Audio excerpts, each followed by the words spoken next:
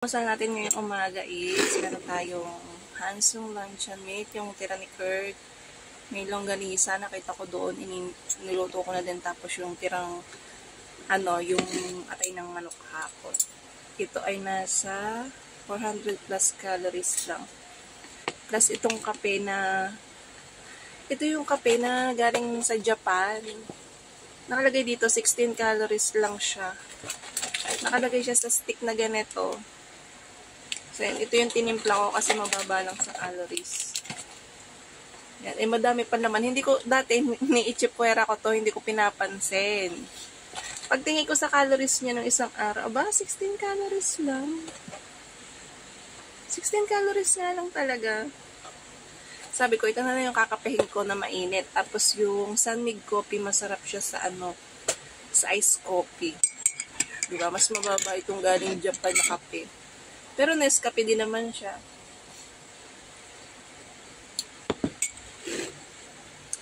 Bali, nakadiba ko ngayon. Magre-renew kami ng prangkisa ng motor namin.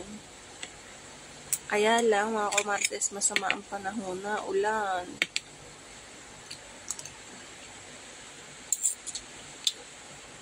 Kung kailan naman na ulan, siya kami pasok ang mga bata.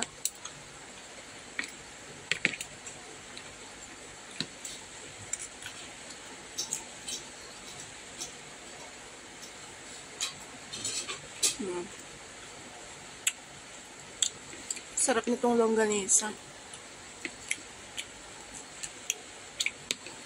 Binili ko to dun sa sukay namin sa bayan.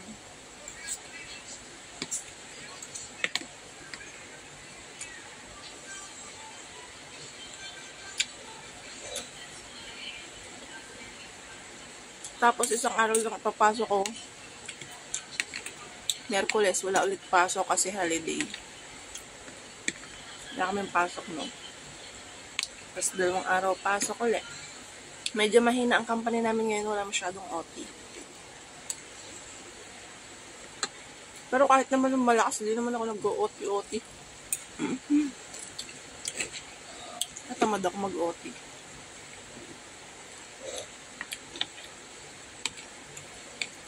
So, ayan mga kumartes, kung magka-calorie deficit kayo, hindi nyo kailangan gutumin yung sarili nyo. Sa lahat ng diet na na-try ko, ito yung pinakamaganda kasi hindi mo kailangan hindi kumain ng kanin. Pag calorie deficit, pwede ka pa rin kumain ng kanin.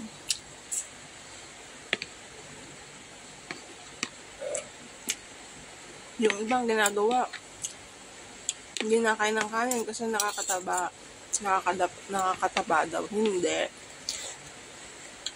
Ang kanin hindi talaga siya nakakataba. Ang nakakataba, yung sobrang calories ang kinakain natin araw-araw, yun ang nakakataba. Pag ang kain nyo ng kanin ay sobra, nakakataba talaga. Pero pag tama lang yung kain nyo, hindi nakakataba. So, sa TikTok, madami kayong matututunan. Kala ko din noong una, kanin ang nakakapagpataba, ganyan. Kahit anong kanin pa yan, basta sobra ang kain nyo, nakakataba pa rin. Yung iba kinakain yung shirataki rice kasi yun mababa sa calories yun. Pero, kapag madami pa din ng kain nyo, naka-shirataki rice nga kayo, pero ang dami ng kinakain yung shirataki rice, wala din.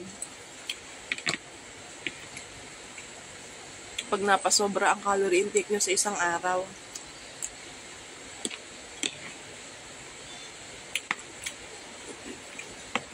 Yung iba nagkakasakit na sa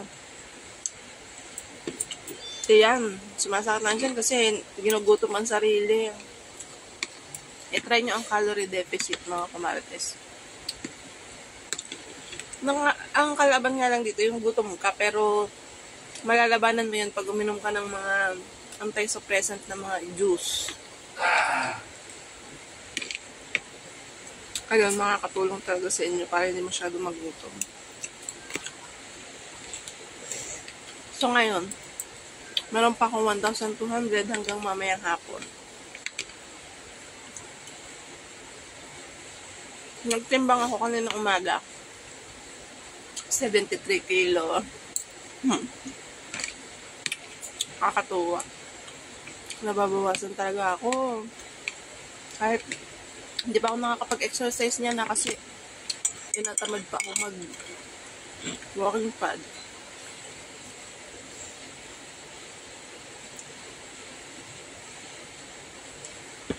Sa calorie deficit, kahit wala kayong exercise, papayat kayo.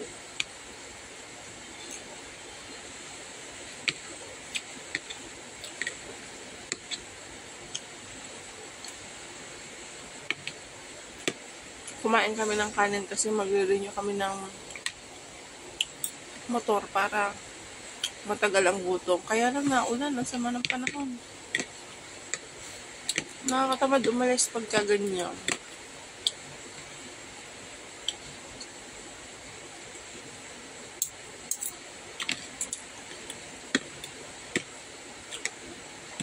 Kailan may pasok ang mga bata, tsaka naman naulan.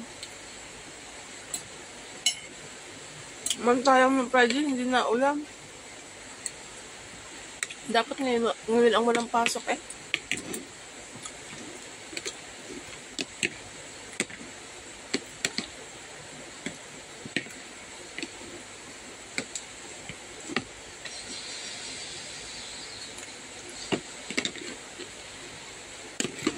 Busog.